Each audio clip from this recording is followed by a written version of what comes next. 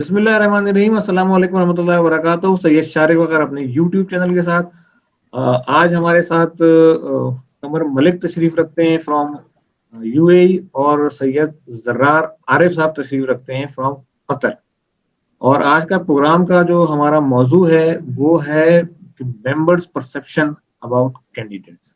अभी पिछले कुछ अरसे से आप जो हैं वो कैंडिडेट्स के पॉइंट ऑफ व्यू सुन रहे थे। आज हमने सोचा है कि मेंबर्स को दावत दी जाए और मेंबर्स जो हैं वो इस पे अपनी राय का इजहार करें इलेक्शन के बारे में, इलेक्शन प्रोसेस के बारे में, और थोड़ा सा एक हल्का सा ओवरव्यू कैंडिडेट्स के बारे में रहेंगे और वो किस नजरिए से मेंबर्स जो हैं सिलेक्शन को देखते हैं। वेरी वार्म वेलकम कमर मलिक और सैयद जरार आरिफ, दोनों ने बहुत शॉर्ट स्पैन में दोनों को से रिक्वेस्ट किया और दोनों ने इस पे हमें टाइम दिया। वेरी वार्म वेलकम जी। Thank you sir. Thank you. अच्छा, कमर का यह है कि कमर माशाल्लाह वहाँ से टोस्ट मास्टर में अक्सर आप देखते रहे, वेरी एक्टिव पर्सनैलिटी। और सैयद जरार आरिफ का भी मैं ये बता दूं कि ये अपनी जूम के ऊपर एक कुरान ऑनलाइन का एक सेशन करते हैं जिसमें ये कुरान की तफसीर के बारे में बयान करते हैं। और अल्हम्दुलिल्लाह जरार भाई की मेहरबानी कि मैं उनका एक पार्ट एंड पार्सल पार्टिसिपेंट हूँ और जरार भाई से अपनी बहुत सारी क्लैरिफिकेशन भी लेता रहता हूँ। कमर इज यंग, एनर्जेटिक और टोस्ट मास्टर क्लर्क की ये रूह रवा हैं, यूएई में होते हैं और अपनी कंसल्टेंसी चलाते हैं। उसके साथ साथ यूट्यूब का भी बड़ा एक सक्सेसफुल चैनल भी चला है। तो ठीक है जी, गुफ्तगू का आगाज करते हैं। सबसे पहले मैं जरार से पूछना चाहूंगा कि जरार साहब 21-23 के इलेक्शन को किस नजर से देख रहे हैं? क्या लग रहा है कि आपके ख्याल से आगे जो है वे फॉरवर्ड क्या होना चाहिए, क्या करना चाहिए? आप दो मुख्तलिफ किस्म की राय देखते रहें। एक राय ये है कि जो है क्वालिटी की परसेप्शन पे बात हो रही है और एक राय ये है कि नहीं जी थोड़ा सा रेवेन्यू जनरेशन की तरफ भी जाना चाहिए। क्या कहेंगे सर?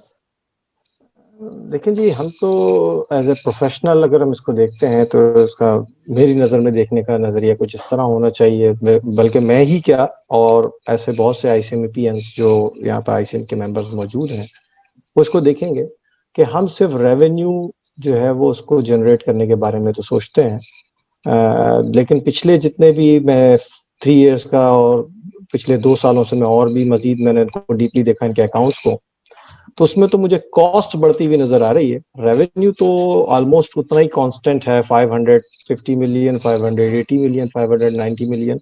तो ICMA के रेवेन्यू के अंदर तो कोई इतना बहुत बड़ा जो है वो इजाफा भी नहीं हुआ और मेरा ख्याल है इतना कोई चेंज भी नहीं आया। हाँ, कॉस्ट बहुत बढ़ गई है। अब उसके जो मुख्तलिफ फैक्टर्स हैं उसको अगर देखा जाए तो हमें ये नजर आता है कि कॉस्ट के फैक्टर में सबसे बड़ा फैक्टर जो है वो आपकी जो है वो ओवरसीज ट्रेवलिंग का नजर आता है। उसमें ट्रांसफर जो आपको जो है वो मेंबर्स ने चाहे वो नेशनल काउंसिल के थे या दूसरे थे, तो उन्होंने जितनी ट्रेवलिंग की है अगर उसकी बेसिस पे आप मवाजना करें कि उस कॉस्ट की बेसिस पे जो आपने ट्रेवलिंग की या लर्निंग की और कोई पेपर पुट अप किया गया ICMA की तरफ से, तो वैल्यू एडिशन हमें वहां पे नजर आती मतलब दिखाई नहीं देती। जबकि हाँ, डिटोरिएशन जरूर नजर आती है कि क्वालिटी गिरी, वैल्यू गिरी, तो डेफिनेटली उसका पर्सपेक्टिव हमें नजर आता है। तो ये मेरा सेल्फ असेसमेंट जो है। बाकी जो है वो आप लोग भी इक्वल प्रोफेशनल मेंबर्स हैं, तो कमर साहब भी कुछ इस पर राय दे सकते हैं। कमर साहब, same question to you sir. जी, thank you very much Shariq साहब। सबसे पहले तो मैं शुक्रगुजार हूं कि आपने मुझे इनवाइट किया और एक अपॉर्चुनिटी प्रोवाइड की कि मैं मेंबर्स के साथ बात कर सकूं। मैं को इतने एक्सपीरियंस्ड मेंबर्स में से जब आप देखते हैं तो मैं इतने एक्सपीरियंस्ड नहीं हूं। I am quite young in this field, मतलब मैं को अपने आप को छोटा नहीं जाहिर करना चाह रहा, लेकिन वैसे तो उसमें मेरा जो पॉइंट ऑफ व्यू है सर कि एक बैलेंस्ड अप्रोच होनी चाहिए जिसमें आप डेफिनेटली क्वालिटी जो है वो हमारा मेन फोकस होना चाहिए, लेकिन एट द सेम टाइम चूंकि इंस्टीट्यूट है, ये कुछ चैरिटी ऑर्गेनाइजेशन नहीं है और इसने अपने ऑपरेशंस रन करने हैं। ऑपरेशंस के लिए खुद से ही रेवेन्यू जनरेट करना है। गवर्नमेंट की तरफ से आपको पता है बहुत थोड़ी सी ग्रांट आती है और वो ग्रांट में हमें पहले 1 मिलियन थी, अब शायद 2 मिलियन है, इससे कुछ ज्यादा होगी, इससे ज्यादा ग्रांट नहीं है। तो इंस्टीट्यूट को अपने ऑपरेशन रन करने के लिए डेफिनेटली नए स्टूडेंट्स को भी अट्रैक्ट करना है। तो इसके लिए क्वालिटी का फायदा क्या होता है? क्वालिटी का फायदा ये होता है कि जो आपका नया स्टूडेंट आता है वो खुद ब खुद ही अट्रैक्ट होके आ जाता है यानी अगर आप जो क्वालिटेटिव इंस्टीट्यूशन जो क्वालिटी प्रोवाइड कर रहे हैं, पाकिस्तान में भी बहुत सारे हैं, जिस तरह अगर मैं नाम यहाँ पे लूँ तो लम्स और IBA है, उनको कोई ये नहीं है कि उनको किसी के पीछे भागना पड़ता है, ये वो लोग खुद बहुत उस तरफ आ रहे हैं। तो ये एक बैलेंस्ड अप्रोच है, दोनों चीजें लेके चलेंगे साथ साथ, तो फिर ये है। तो क्वालिटी अगर आप इम्प्रूव करें तो अल्टीमेटली आपका रेवेन्यू भी इम्प्रूव हो जाए। अच्छा, एक सवाल मैं, ज़ाहिर है आप लोग ओवरसीज में भी बैठे हैं और अब माशाल्लाह पिछले इलेक्शन में भी ओवरसीज को जो मेंबर्स थे उनको ऑनलाइन वोटिंग का राइट दिया गया और अच्छा, ये बड़ा अच्छा एक स्टेप था। और अब माशाल्लाह वोटिंग भी जो है वो कंप्यूटर पे होती है, तो बड़ा उसका कुछ रिजल्ट भी आते हैं। तो मैं ये मेंबर्स की पार्टिसिपेशन के बारे में ज़रूर कहूँगा कि आपका ये मैसेज भी जो है वो दोनों का थोड़ा बहुत जाना चाहिए कि मेंबर्स को, ज़ाहिर है ये पूरी आपकी 8 की काउंसिल इलेक्ट हो रही है और उसी की बेस पे फिर वो आगे शुरू चलता है। फिर अगर कुछ कोई इश्यूज आते हैं तो फिर हम ही लोग एतराज़ भी करते हैं। तो मेंबर्स की वोटिंग के अंदर पार्टिसिपेशन कितनी इम्पोर्टेंस रखती है आपके ख्याल से? कम से कम जैसे हमारे 7,000 मेंबर्स हो चुके हैं, तो उसमें से अगर 6,500 जो हैं वो वोटिंग राइट्स रखते हैं, तो आपके ख्याल से कितनी परसेंटेज होनी चाहिए वोटर्स की, कितना टर्न आउट होना चाहिए जिसकी बेस पे जो है वो रिजल्ट को होना चाहिए? पहले ही सवाल कमर से पे देना है सैयद सर, कमर। अच्छा सर, इसमें अगर आप मेरी ख्वाहिश पूछें तो मैं तो कहूँगा 100% होनी चाहिए। जो वोटिंग का जो टर्नओवर है वो तो 100% होना चाहिए, लेकिन अगर आप पिछले स्टैट्स देखें तो कराची में शायद 40% के करीब टर्नओवर होता है। इस तरह लाहौर और इस्लामाबाद में 50% के करीब है। ओवरसीज ब्रांचेस, जब ओवरसीज के हमने वोट्स देखे लास्ट टाइम भी नेशनल काउंसिल में, तो यहाँ पे जो टर्नओवर है वो 30%, 33% ऑलमोस्ट इतना टर्नओवर रहा। फिर ब्रांच के इलेक्शन हुए, उसमें भी ऑलमोस्ट टर्नओवर जो है इतना ही रहा। तो उसमें डिफरेंट है चैलेंजेस होते हैं यहाँ पे। एक तो टेक्नोलॉजिकल चैलेंजेस हैं कि यहाँ पे फायरवॉल्स और ये जो है हमारे सिस्टम्स जो होते हैं ऑर्गेनाइजेशंस की तरफ से ब्लॉक होते हैं, तो उसकी वजह से कई लोग वोट नहीं कर पाते।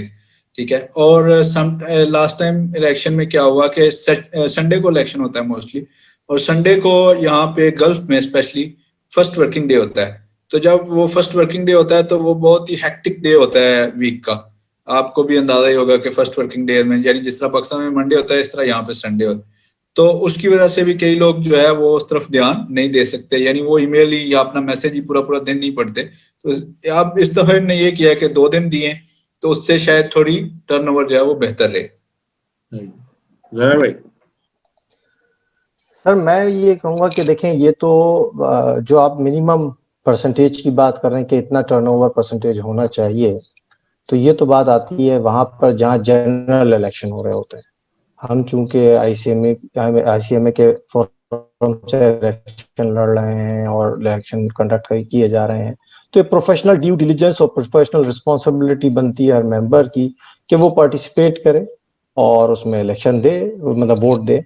लेकिन हाँ, ये जरूर है कि इसमें एक बड़ी अक्सरियत, ऐसा भी लगता है, ये एक मेरा व्यू पॉइंट है, हो सकता है कि मैं गलत भी हूँ, लेकिन ऐसा लगता है कि एक बड़ी अक्सरियत जो मेंबर्स की है, जो कि बहुत पुराने मेंबर्स हैं हमारे, और वो जो है वो शायद फ्रस्ट्रेट हो गए हैं, या इस तरह की जो हर दफा जो है वो चेहरे बदले जाते हैं, लेकिन कोई भी काम जो हो रहा है वो वैल्यू एडिशन की तरफ नहीं जा रहा और ना कि उसकी क्वालिटी को अपलिफ्ट कर रहा है। तो इस वजह से वो शायद फ्रस्ट्रेट हो गए हैं और वो कहते हैं कि यार 2 साल के बाद लोग आते हैं और आकर के अपना जो है वो पर्सनल प्रोफाइल तो शायद अपलिफ्ट करते हैं, लेकिन कोई इंस्टीट्यूट को फायदा नहीं हो पाता उस तरह से। तो बहुत सा टर्नओवर जो है वो इसकी वजह से भी कम होता चला जा रहा है। लेकिन हाँ, ये नहीं है कि उनको सेंस नहीं है या उनको लाया नहीं जा सकता, उसको उनको वापस लाया जा सकता है। और उसके लिए जो कैंपेन के तरीक़ेकार अब तक के चलता रहा है, जो इलेक्शन का अभी मैंने देखा है और इससे पहले भी, तो वो बिल्कुल एक वो जो इलेक्शन का तरीक़ेकार जो डेमोक्रेटिक गवर्नमेंट्स का होता है ना, वो अंदाज में इलेक्शन लड़े जा रहे हैं। जबकि होना ये नहीं चाहिए, जबकि जिसे कहते हैं इंसानी तारीख है कि वो हर दफा जो है ना वो अपने आप को अपग्रेड करता है इंसान। तो वो चीज होनी चाहिए थी कि यहाँ पे जैसे प्रोफेशनल जितने भी प्रपोज कैंडिडेट्स थे उनके लिए फोरम होता और वो कहाँ फोरम होता कि जनाब इंस्टीट्यूट ही कोई ऐसी जो है, अब तो बहुत सारे तरीके हैं, जूम है, टीम्स है, किसी भी तरीके से जो है ना उनकी मीटिंग्स अरेंज की जाती, और फिर वो आकर के जितने भी प्रपोज कैंडिडेट जो है ना वो इलेक्शन लड़ रहे हैं, वो आकर के अपने मेंबर्स के साथ जो है वो इंटरेक्टिव सेशंस करते, उनके सवालात के जवाब देते, उनका विजन्स उनका पता लगता है कि कौन किस एजेंडा के ऊपर आ रहा है। तो ऐसा कुछ नहीं हो रहा। इसी तरीके से लग रहा है कि बिल्कुल एक ऐसी भेड़ चाल चल रही है कि जिसके अंदर जो है ना सारे के सारे खड़े हो गए और हमने वोट डाल देना है, तो उस वोट की फिर वैल्यू जो है ना वो बनती हुई नजर नहीं आती, और ऐसा लगता है कि नहीं जी हम सिर्फ बंदों को लेकर आ रहे हैं और बाद में सिस्टम उसी लीगेसी पे चलता रहेगा, there would not be any change at all. तो ये इस वजह से फ्रस्ट्रेशन शायद बढ़ रही है इस बड़े एक हिस्से की तरफ प्रोफेशनल्स के जो वोट कास्ट नहीं कर रहे। जब भी आपने जूम पे आके राय का इजहार करने का कहा है, तो कि डिजिटल मीडिया है, तो सर रिकॉर्डिंग का भी तो खतरा है ना लोगों को, कहीं बाद रिकॉर्ड ना हो जाए। तो अगर कर लें, अगर तो वो फेयर होंगे तो मेरा ख्याल है उसमें डरने की तो जरूरत नहीं होनी चाहिए। अगर बंदा फेयर नहीं है तो डेफिनेटली वो डरेगा। ठीक है ना? मैं कमर साहब एक मिनट मुझे दीजिएगा, फिर मैं आपको सॉरी मैंने इंटरप्ट किया। मैं पाकिस्तान पेट्रोलियम के अंदर था, तो मुझे टॉप मैनेजमेंट ने कहा कि आपको जो है वो पाकिस्तान पीपीएल क्लब की जो है ना इलेक्शन लड़ने, और आपको जनरल सेक्रेटरी का इलेक्शन लड़ना है। मैंने कभी मतलब इलेक्शन लड़े नहीं थे उससे पहले, मतलब इलेक्शन वहां वैसे तो लड़े थे मैंने अपने इलाकों में और डेमोक्रेसी उसके अंदर, लेकिन इसमें कभी नहीं लड़े थे। और वहां पे जब मैंने लड़े और मैं आया तो मेरे अगेंस्ट जो कंटेस्टेंट था वो बंदा था कि जिसने कभी इलेक्शन हारा नहीं था। जब उसको हराया भी तो उसकी जो वीकनेस थी वो ये थी कि वो क्लियर नहीं था अपने उसमें काम में, फेयर नहीं था बिल्कुल। तो जब हमने काम करके दिया तो बिल्कुल 2 साल तक के इलेक्शन ही नहीं कराए उन्होंने कहा ये बंदा चलता रहेगा। तो ये होता है कि अगर आप फेयर हैं, आपको खौफ नहीं होना चाहिए। फिर आप बवांगे दाल, कोई रिकॉर्ड करता रिकॉर्ड करे, लेके जाए, क्या कर लेगा? इंस्टीट्यूट के व्याप्त तो कुछ नहीं कर सकते ना। हाँ, अगर मैंने गलत किया होगा तो डेफिनेटली फिर मेरी वो वीकनेसेस सामने लाई जाएंगी लोग। कमर क्या कहेंगे, जो ये भी बड़ी, आप भी यूट्यूब चैनल चला रहे हो, बड़ी प्लस माइनस राय भी मिली, काफी चीजें आई कि ये रिकॉर्डेड जो जा रहा है, तो जैसे जरार ने कहा यार फेयर है, तो भाई क्या हुआ जब पाकिस्तान की इलेक्शन भी तो यूट्यूब पे आना शुरू हो गए हैं, उसके सोशल मीडिया पे, क्या रहा है? सर ये तो एक देखें अब बड़ी एक अपॉर्चुनिटी मिली है। ये this is the first time in the history of ICM में कि हमारे जो कैंडिडेट्स हैं उनके लिए अपॉर्चुनिटी है कि वो अपना मैसेज स्प्रेड कर सकते हैं across the board through these channels, through YouTube channels. और ये आपने बनाया हुआ है, यासीन साहब हैं, दूसरे हमारे मेंबर्स हैं जो इनको ऑन बोर्ड लेके आ रहे हैं, उनको तो शुक्रगुजार होना चाहिए। अदरवाइज तो मेंबर्स को पता ही नहीं चलता। फॉर एग्जांपल एक मेंबर, हमारे यहाँ जो सिस्टम है कि आपने पूरे पाकिस्तान से वोट लेने हैं या पूरी दुनिया से जहां जहां भी मेंबर बैठे हैं, तो आप एक मेंबर इस्लामाबाद से है तो वो इस्लामाबाद वाले लोग तो उसको जानते होंगे, लेकिन लाहौर और कराची वालों को तो नहीं पता ये बंदा क्या है। ठीक है, क्योंकि आपको इतनी बड़ी सेलिब्रिटी तो है नहीं। अगर आप सेलिब्रिटी तो फिर तो लहदा बात है। तो एक आम मेंबर है, हमारे मेंबर जो आते हैं आम मेंबर होते हैं, वो इस्लामाबाद या कराची के जो मेंबर है, कराची वाले लोगों को पता होगा, उसका इस्लामाबाद वालों को कोई पता नहीं कि वो बंदा क्या चीज है। हाँ, कुछ एक्सेप्शंस आर ऑलवेज देयर, जिस तरह काशिफ-उद-दीन अंसारी साहब थे, या आपके ये इस्लामी बैंक के प्रेसिडेंट थे, क्या नाम है, बिलग्रामी साहब, बिलग्रामी साहब, उनको हर बंदा जानता था। तो एक्सेप्शंस आर देयर, लेकिन मोस्ट ऑफ द टाइम, या अभी जो करंट प्रेसिडेंट है वो 2 दफा प्रेसिडेंट रह चुके हैं, तो उनको भी तकरीबन हर एक मेंबर जानता है। तो इस तरह का है, लेकिन अदरवाइज तो ये एक बड़ी अपॉर्चुनिटी है कैंडिडेट्स के लिए, उनको ये अवेल करनी चाहिए। तो बाकी डरने वाली कौन सी बात है सर? अगर आपने वो जो भैया ने बात की है कि अगर आप एक नीति से आ रहे हैं और आपने वाकई काम करना है, जो आप कह रहे हैं वो आपने करना भी है कल को, या आपने एटलीस्ट कोशिश जरूर करनी है उसके लिए, वो ये ना हो वो अल्लाह के हाथ में। समटाइम इंसान अपनी कोशिश करता है, अल्लाह की तरफ से कुछ हर्डल्स आ जाती हैं जो कि नहीं भी हो सकता, लेकिन आपने अपनी एफर्ट और आपने कोशिश तो जरूर करनी है ना। आप उस डायरेक्शन में तो चले ना। ये तो नहीं है कि आपने अपना एक एजेंडा दे दिया, अभी आप आसमान से तारे तोड़ के लाने की बातें कर रहे हैं, बाद में आप कहेंगे भाई मैं तो बस नेशनल काउंसिल का मेंबर बना था और मेरा कोई वो नहीं है, मेरे पास टाइम नहीं है, मैं फैमिली में बहुत बिजी हूँ, मेरे ऑफिस में बहुत बिजी हूँ। भाई ये बातें आपको पहले पता होनी चाहिए जब आप इलेक्शन कंटेस्ट कर रहे हैं कि आपके पास टाइम है या नहीं इंस्टीट्यूट को देने के लिए। बस असल में लोग डर शायद इसलिए रहेंगे, करोड़ नौकरियों का वादा कर लिया और बाद में पूरी नहीं हुई तो फिर बड़ी गड़बड़ हो जाएगी, वो रिकॉर्ड पर आ जाएगा। नहीं, इसके अंदर एक और चीज मैं ऐड करूंगा कमर साहब, जैसे आपने कहा ना कि ये काशिफ मतीन अंसारी इस वजह से मकबूल थे कि मेरा ख्याल है उस जमाने में एसीसीए के लिए रजिस्ट्रेशन जो होती थी वो बहुत शुरू से उनके पास ही जो है ना, वो एक अकेले सोलो मेंबर थे जो पाकिस्तान के अंदर कराची से बैठ करके जो है ना वो एसीसीए चलाते थे। इस वजह से वो पूरे पाकिस्तान के अंदर लोग उनको जानते थे क्योंकि पाकिस्तान चैप्टर को वो डील कर रहे थे, तो इसलिए लोगों के दरमियान थे। और जहां तक की बात है जैसे जो इस्लामी बैंक इस्लामी के जो थे बिलग्रामी साहब, जी जी, डेफिनेटली उनका अपना इंडिविजुअल प्रोफाइल जो है वो वैसे ही हैवी था। लेकिन हम यहाँ पे जो बात करते हैं ना, जितने भी लोग कंटेस्टेंट्स आते हैं वो अपने आप को प्रपोज तो कर देते हैं, और जाहिर सी बात है लोग इसलिए उनको नहीं जानते क्योंकि वो कभी मेन स्ट्रीम में आए नहीं। उन्होंने मेन स्ट्रीम में अभी अगर नेशनल काउंसिल के लिए वो आ रहे होते हैं तो वो अपने इंडिविजुअल प्रोफाइल के लिए आ रहे होते हैं, इंस्टीट्यूट के लिए नहीं आ रहे होते। सॉरी टू से, मतलब अगर तो वो इंस्टीट्यूट या उसके मेंबर्स की वैल्यूएशन के लिए आए ना, वैल्यू करने के लिए आए, तो डेफिनेटली फिर वो अपने प्रोफाइल पे काम करने के बजाय सबके लिए अक्रॉस द बोर्ड जो है ना ऐसे रूल्स एंड रेगुलेशंस बनाएंगे या इंडिविजुअल एजेंडा पीछे रख दिया जाएगा, तो वो नहीं कर रहे होते। सॉरी, माजरत के साथ ये बात चलिए है। आगे बढ़ते हैं। छोटा सा जो हमारे पास जो बेसिकली, क्योंकि ज़ाहिर है हमारे यहाँ भी थोड़ा सा लाइक माइंडनेस का हो गया तो लोग एक एक अपने पैनल बना के लड़ते हैं। तो एक लीडर्स पैनल है और एक प्रोफेशनल्स पैनल है।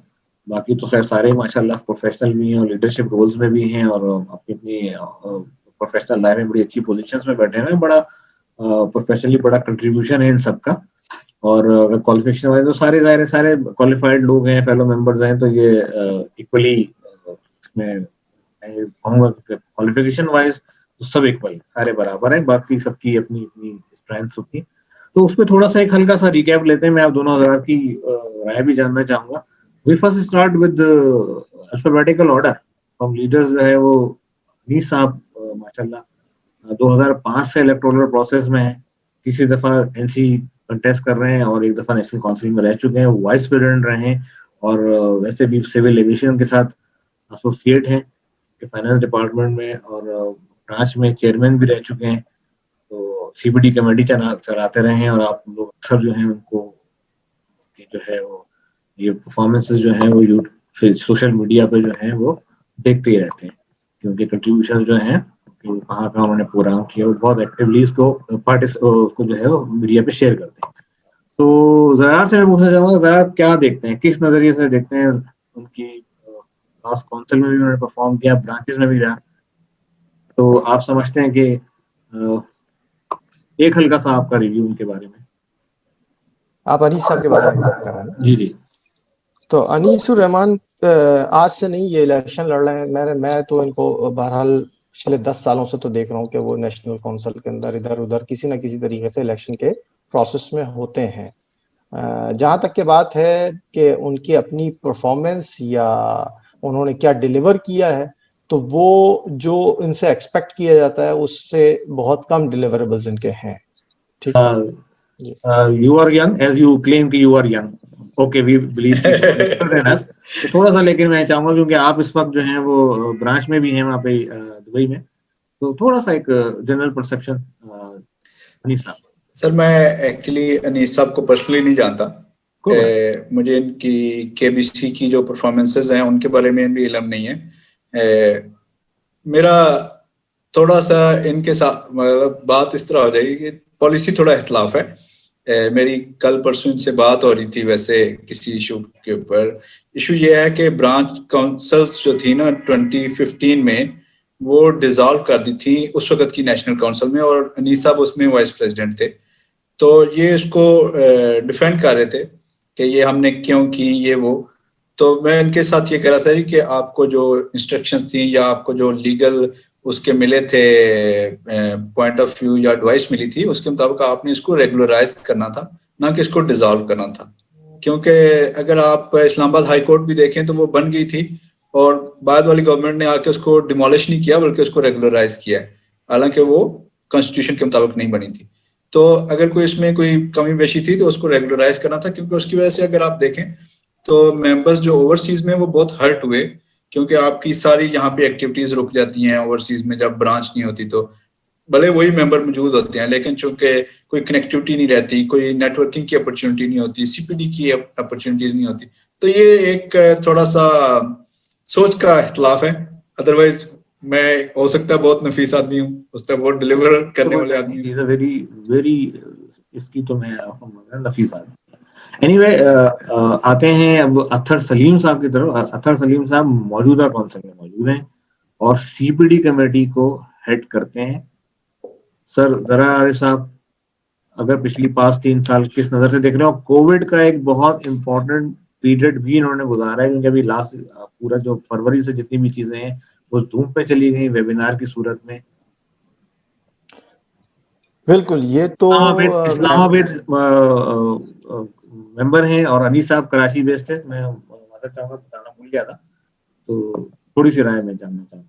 जी, अतर साहब को जो है वो बिल्कुल, ये आपकी बात सही है कि इन्होंने जो है अभी कोविड के बाद से, जो कि एक बहुत बड़ा कंसर्न था, और अगर आपको याद हो कि आपकी और मेरी मुलाकात जो है उस कोविड से एक जो है वो पहले ही जो है इसमें हुई है डीटीपी के अंदर। तो डीटीपी के बाद फिर आपका फर्स्ट वेबिनार जो है वो आपका हुआ था और उसके अंदर मैं पार्टिसिपेट भी किया था। तो मैंने आपसे क्वेश्चंस भी किए थे, मैं तो आपको याद और होगा। आपने सवाल की बुछाड़ कर दी थी। जी जी। तो ये अतर साहब ने बहुत अच्छा मतलब इसको मैनेज किया, मैं कहूँगा कि हाँ, इसके अंदर इनका ये कि इसके बाद जब से कोविड हुआ उसके बाद से इन्होंने सीपीटी को कंटिन्यू करने के लिए और बहुत अच्छे तरीके से चलाया उसको। कंवर साहब। सर अतर साहब जो है वो मेरे तो मेंटोर, लीडर काफ़ी, यानी मैं टोस्ट मास्टर क्लब के ये प्रेसिडेंट रहे हैं इस्लामाबाद में, तो मैं इनके साथ काम किया वहाँ पे। और he is a profound professional और थॉटफुल मैन। और अच्छा, मेरा अपना पॉइंट ऑफ व्यू ये है कि उन्होंने सीपीडी में अच्छा डिलीवर किया, स्पेशली काफ़ी सारी चेंजेस भी लेके आए हैं, जिस तरह के अब आपके तमाम जो लेक्चर्स हैं वो ऑडियो लेक्चर्स अवेलेबल हैं, ऑडियो और शायद वीडियो भी, तमाम हर एक सब्जेक्ट से related. This is one of big change. और उसके बाद जो आगे आपके जो कॉर्पोरेट लॉज हैं, जो टैक्सेशन है, उसको भी ये ऑनलाइन करें। मेरी पिछले दिन बात हुई, क्योंकि हमारे यहाँ पे ओवरसीज का, स्पेशली मैं चूंकि यूएई में बैठा हूँ तो ओवरसीज की ज्यादा बात इसलिए कर रहा हूँ। ओवरसीज का चैलेंज ये है कि जब आप यहाँ से जाते हैं तो आपको सारा कुछ भूल जाता है, यानी आपको टैक्सेशन का कोई पता नहीं होता, आपको कॉर्पोरेट लॉ का कोई पता नहीं होता। और जब आप पाकिस्तान में जाते हैं तो लोग कहते हैं भैया आपको तो कुछ आता ही नहीं, हम आपको क्यों रखें। ठीक है, आप जहाँ पे आपकी भले जितनी परफॉर्मेंस हो। तो ये एक अच्छा स्टेप है अतर साहब का कि वो इसको ऑनलाइन कर रहे हैं और इसको सारी रिकॉर्डिंग अवेलेबल होंगी, कि जब भी फॉर एग्जांपल कोई प्लान करता है, तो 1 साल पहले फॉर एग्जांपल मैंने प्लान किया पाकिस्तान जाने का, तो मैं अपना सारा नॉलेज रिफ्रेश कर सकता हूँ ऑनलाइन बैठ के, सारे मेरे पास ये मटेरियल अवेलेबल है। तो this is something I admire. और वैसे भी लाइक मैंने आपको पहले भी बताया कि मेरे लिए तो एक मेंटोर हैं, यानी वेरी नाइस परफॉर्म मैन। अच्छा, इसके बाद हम आ जाते हैं जनाब गुलाम अब्बास हंजरा साहब। ये डायरेक्टर फाइनेंस हैं और PMO for Punjab barrage irrigation department के साथ हैं। और गुलाम अब्बास साहब इससे पहले इलेक्शन कंटेस्ट करते रहे इंडिपेंडेंट कैपेसिटी में भी। क्या कहेंगे यार साहब? तो ये फर्स्ट टाइम आ रहे हैं एनएनसी के लिए लड़ने के लिए। मैं भी इसीलिए कह रहा हूँ कि इनके बारे में, इनको जैसे कमर साहब ने कहा कि वो अनीस भाई को नहीं जानते, तो इसी तरीके से मैं भी इनको इतना ज्यादा तो नहीं जानता। एनर्जेटिक, ये लाहौर बेस्ड हैं, बहुत एनर्जेटिक पर्सनालिटी हैं और बड़े, मैं पर्सनली इन्हें जानता हूँ और बड़ी हाँ, अभी इन्होंने कुछ मैसेजेस मुझे, अभी जब ये नेशनल काउंसिल के इलेक्शन लड़ रहे हैं तो उन्होंने भेजे, मैंने उनको पढ़ा, तो इनके जो कमेंट्स वगैरह थे वो बड़े मतलब ऐसे थे कि अपीलिंग कमेंट्स थे। वरना बहुत से ऐसे भी कमेंट्स मुझे नजर आए, अब किसके थे तो इतना गौर नहीं किया, लेकिन उसमें मुझे ऐसा भी लगा कि कुछ कमेंट्स ऐसे हैं कि जो बिल्कुल ही जैसे इमेच्योर लेवल के। तो इनके कमेंट्स जो है माशाल्लाह मतलब बड़े अच्छे और बड़े अच्छे अंदाज में काम करते हैं। तो कमर, अगर आप कुछ राय का इजहार करें। सर मैं एक ही कमेंट करना चाहूंगा, विश हिम गुड लक।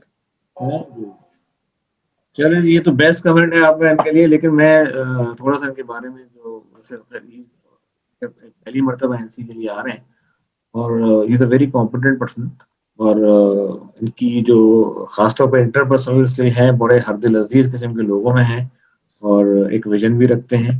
तो hopefully he can deliver for NC also, अगर उनको चांस मिल जाता है, काम करने का एक जज्बा है इनके अंदर।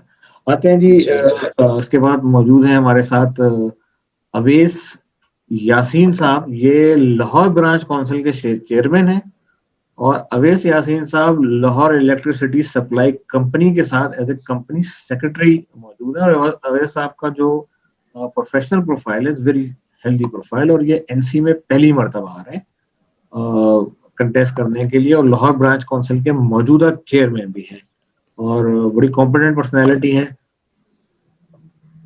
मैं कमर से शुरू कर देना है, कम बैक टू शारिक साहब। जिस तरह आपने शुरू में बात की कि बहुत सारे एनसी के जो कैंडिडेट्स हैं जिसके बारे में हमारी पूरा नॉलेज नहीं है, क्योंकि हम खुद भी इतना नहीं है, तो उसमें अवैस यासीन साहब को मैं सिर्फ फेसबुक के जरिए जानता हूँ कि वो लाहौर ब्रांच काउंसिल के चेयरमैन है और जो एक्टिविटीज हैं वो पोस्ट करते रहते हैं फेसबुक के ऊपर, तो उससे उनके अंदाजा होता है कि वो एक्टिव हैं और डिफरेंट आईसीएमए की एक्टिविटीज के लिए जो है वो उसमें पार्टिसिपेट भी करते हैं और डेफिनेटली वो कंडक्ट भी करते हैं, ऑर्गेनाइज भी करते हैं। तो इट सीम्स के he is an active man. जरा कुछ अगर आपने जी सर अवैस साहब को जो है वो सिर्फ वैसे तो पर्सनली मैं नहीं जानता, लेकिन ये जरूर है कि जैसे आपने इंट्रोड्यूस कराया कि ये कंपनी सेक्रेटरी है, तो मेरा सिर्फ एक सवाल इनके उस पर उठता है कि अभी मैंने पिछले दिनों कमेंट्स में ये भी देखा कि यही प्रोफेशनल फोरम्स वालों ने कोई गेट टुगेदर की है और वहां पे एक्सपेंडिचर्स भी किए हैं। वो एक्सपेंडिचर्स जो कि लीगलाइज नहीं थे या अथोराइज नहीं थे, उनके ऊपर भी कुछ कमेंट्स हो रहे थे। तो अगर तो ये इतने मतलब कहता हूँ कि समझदार भी हैं और कंपनी सेक्रेटरी भी हैं, तो इनको फिर उसमें आगे बढ़ करके उसको बताना चाहिए था कि क्या ये जो एक्सपेंडिचर्स किए गए उनके उनके प्रोफेशनल फोरम्स वालों की तरफ से क्या वो लीगलाइज थे या सही थे, और अगर सही थे तो ठीक है, और अगर नहीं थे तो बिल्कुल शहजाद मलिक साहब ने जो है वो बिल्कुल उसको कंडोन किया, तो इनको भी कंडोन करना चाहिए था, तो इन्होंने कंडोन नहीं किया। मैंने इनका कोई ऐसा कंडोन का मैसेज नहीं पढ़ा। अच्छा, चलन जी भी आते हैं। अब तीसरा कैंडिडेट है हमारे, इनका हैदर अब्बास साहब। हैदर अब्बास साहब Pakistan institute of parliamentary affairs के साथ डायरेक्टर जनरल फाइनेंस के ओहदे पे फाइज हैं और पिछली दफा भी इन्होंने एनसी का इलेक्शन कंटेस्ट किया था, लेकिन फॉर्चुनेटली सक्सेस नहीं हो सकी थी। दोबारा आ रहे हैं और इस्लामाबाद ब्रांच काउंसिल के साथ भी वाबस्ता रहे हैं। वेरी वेरी प्रोफेशनल और बड़े एक अच्छे दायरे पे, बड़ी अच्छी पोजीशन पे काम कर रहे हैं। तो ख्यालात इनके भी बड़े जबरदस्त हैं, बड़ा विजन रखते हैं और इनका एक पॉइंट ऑफ व्यू ये भी है कि आईसीएमए के लिए जो है वो गवर्नमेंट सेक्टर से भी पैसे फंड की सूरत में अरेंज कर सकते हैं। अगर आप लोगों ने मेरा प्रोग्राम इनके साथ देखा हो तो पहले ज़रार से स्टार्ट करते हैं, then I come back to Qamar. जी मैंने वो प्रोग्राम देखा था और बिल्कुल इन्होंने ऐसा ही कहा। तो मैं तो सिर्फ यही कहूंगा कि wish him all the best, कि जो ये कह रहे हैं तो अगर तो ये सक्सीड भी हो जाते हैं तो उसके बाद उसको पूरा भी करके दिखाएं। तो ऐसे तो मैंने कई वादे और कितने ही देखे, लेकिन वो वादा ही क्या जो वफा हो गया, तो ऐसा तो, और वो कर्ज ही क्या जो अदा हो गया, तो वो वाला हिसाब भी होता है। तो अभी मुझे पता नहीं है कि इनकी परफॉर्मेंस पास्ट में क्या रही है, लेकिन फर्स्ट टाइम आ रहे हैं। All the best. तो मैं इस पे एक शेयर और मैं इजाफा कर देता हूँ कि मुझे ऐसी स्पॉन्टेनियसली बेसुरे से शेयर करने की आदत है। वो मेंबर ही क्या जो एनसी में जाके भी आपसे मिल गया। तो आइए जी कमर, आपकी राय। जो एनसी में जाके भी इफा हो गया। सही। कमर। तो ये सर इस्लामाबाद से हैं, ये एनर्जेटिक हैं हैदराबाद साहब, और डेफिनेटली एक अच्छी इंस्टीट्यूट में काम करते हैं। लेकिन मैंने इनसे एक प्लेटफॉर्म पे पूछा भी था कि देखें सर, आप अभी तो कह रहे हैं कि मैं इंस्टीट्यूट के लिए करूंगा ये वो, तो बात ये होती है जिस तरह ज़रार साहब ने भी पहले ये कहा कि आपकी प्रोफाइल जो है वो, आप अपनी प्रोफाइल बिल्ड करने के लिए नहीं आते, आप पहले प्रोफाइल बिल्ड करते हैं फिर आते हैं। तो आप अगर लास्ट टाइम भी एनसी में थे, आपने इलेक्शन कंटेस्ट किया और आप विन नहीं कर सके, तो आपने इस अरसे में इंस्टीट्यूट के लिए क्या किया? ठीक है, अगर आप कर सकते थे और आप अभी कर सकते हैं तो आपने ये क्यों नहीं किया? ठीक है, क्या आपको ये था कि मैं खुद नेशनल काउंसिल का मेंबर बनूंगा तो फिर ही मैं लेके आऊंगा? वैसे मतलब कोई पर्सनली मैं उनको जानता ही नहीं हूँ सर और ना ही मेरा कोई पर्सनल इख्तिलाफ है, मैं सिर्फ बात कर रहा हूँ उसके लिहाज से, सोच के लिहाज से सिर्फ। कमर, मैं थोड़ी सी बात इख्तिलाफ करूंगा कि बैक एंड पे बहुत सारे मेरे जैसे भी कुछ लोग हैं जिनकी बात को शायद को कोई अहमियत नहीं मिलती। बैक एंड में बहुत सारे लोग बहुत काम कर रहे होते हैं, लेकिन मसला ये होता है कि जब आप फ्रंट लाइन में नहीं होते तो वो हाईलाइट नहीं हो रही होती। क्या जी कहेंगे आप? बिल्कुल ऐसे ही है, आपकी बात बजाय ये, यहाँ तक बात आपकी सही है। बहुत सारे लोग हैं जो कि रिसर्च में काफी काम कर रहे होते हैं, या हमारे बहुत सारे मेंबर्स हैं जो बहुत अच्छा काम कर रहे हैं, कुछ इंस्टीट्यूट के लिए भी बहुत सारे मेंबर्स काम कर रहे हैं जो हाईलाइट नहीं होता। लेकिन मैं ये कहता हूँ कि फॉर एग्जाम्पल अगर आपने एनसी के लिए इलेक्शन कंटेस्ट किया और आपने नेक्स्ट टाइम भी आना है, तो आप काम करते रहें। अभी आप सगीर अल हसन साहब पे आएंगे तो फिर उनके साथ भी मैं आपकी डिस्कशन बताऊंगा कि काम आप करते रहें, काम ना आप छोड़े। आप इंस्टीट्यूट की भलाई के लिए काम करना चाहते हैं, डजेंट मैटर कि आपके पास कोई ओहदा है या नहीं है। सही। अब आते हैं जी तीसरे कैंडिडेट जो हैं कराची से जावेद मंशा साहब। और जावेद मंशा साहब बहुत माशाल्लाह काफी अरसे से इलेक्टोरल प्रोसेस में हैं, ब्रांचेस के चेयरमैन भी रह चुके हैं, नेशनल काउंसिल में आ भी चुके हैं और पिछली दफा शिकस्त खा गए थे। पाकिस्तान इंटरनेशनल एयरलाइन के चीफ इंटरनल ऑडिट के ओहदे पे भी काम कर चुके हैं। बड़े डिफरेंट किस्म के उन्होंने ओहदों पे जो है पाकिस्तान इंटरनेशनल एयरलाइन के साथ सर्व किया है। और इलेक्शन के जो प्रोसेस है इस जितनी मेरे ख्याल है इनके पास तजुर्बा है ब्रांचेस का और तमाम इलेक्शन प्रोसेस का, आई गेस कि एक बड़ा वसी तजुर्बा है इनके पास, लाइक वाइज अनीस साहब। तो गरार भाई सर, क्या मैं मंशा साहब को क्या सर अपनी स्टूडेंट लाइफ से जानता हूँ, और बहुत अच्छे इंसान हैं, बहुत कोऑपरेटिव भी हैं। 1999 में मैंने क्वालिफाई किया था और मैं मेंबर बना था। तो मंशा साहब जो है, मैं तो इनको इलेक्शन में बहुत पहले से देख रहा हूँ, तकरीबन 2002 से। तो मुझे याद पड़ता है कि मैंने हर दफ़ा ही इनको कभी ब्रांच काउंसिल में, कभी नेशनल काउंसिल में देखा, और एक आध दफ़ा शायद ये प्रेसिडेंट भी बने हैं, मुझे याद ऐसा नहीं, लग रहा हो। प्रेसिडेंट नहीं बने, प्रेसिडेंट नहीं अच्छा। बने। हाँ, लास्ट टाइम होपफुली इस दफा देख इनका सकते चांस हैं। था, बन रहा था। जी हाँ।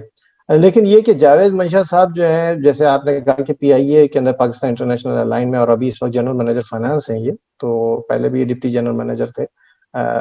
तो वैसे अच्छे आदमी है, लेकिन एक बंदे की जो एसोसिएशन जिस इदारे के साथ है, उस इदारे के अंदर अगर आप देखिए तो इकोनॉमिकल डिजास्टर आया हुआ है, और वहां कोई इम्प्रूवमेंट हमें बहुत अरसे से उस इदारे में भी नजर नहीं आई। तो लेकिन आप इस बंदे पीआईए को आप इससे तो कंपेयर ना करें ना, नहीं, वो मैं लड़ाई है कंपेयर कुछ। नहीं कर रहा हूँ। हाँ। मैं कंपेयर नहीं कर रहा हूँ। मैं एक बात कहना चाह रहा हूँ कि अगर वहां पे इतने अरसे से ये हैं, इदारे के अंदर काम कर रहे हैं, लेकिन यहाँ पे जब ये आए हैं, और नेशनल काउंसिल के अंदर भी ये पहली मर्तबा तो नहीं आ रहे, ये पहले भी आ चुके हैं नेशनल काउंसिल के अंदर। तो परफॉर्मेंस क्या रही और क्या इन्होंने डिलीवर किया, वो मुझे कुछ ऐसा आउटकम नजर नहीं आया। हाँ, ये जरूर है कि अगर तो मैं ये कहूँ कि जावेद मंशा साहब इसलिए आ रहे हैं कि वो ट्रैवलिंग करेंगे, तो वो उनको पीआईए से पहले ही बहुत अलाउड है, तो इसको उसकी तो इनको जरूरत नहीं है। अब तो कोविड की वजह से रिस्ट्रिक्ट हो गई है। अच्छा। जी मंशा साहब के बारे में, शारिक साहब चूंकि वो कराची से हैं, मैं उनको पर्सनली कभी मिला नहीं हूँ और ना ही जानता हूँ उनके बारे में। और जो उनकी परफॉर्मेंस केबीसी में रही है या नेशनल काउंसिल का तो है हमें पता ही है, 2012 और 2014 में वो नेशनल काउंसिल के उस पे बोर्ड पे रहे हैं, आईसीएमए के नेशनल काउंसिल पे। तो कोई मुझे याद नहीं पड़ता कि उनकी तरफ से कोई लैंडस्लाइडिंग किस्म की कोई आई हो, कोई बहुत माइलस्टोन किस्म का कोई अचीवमेंट हमने देखी हो।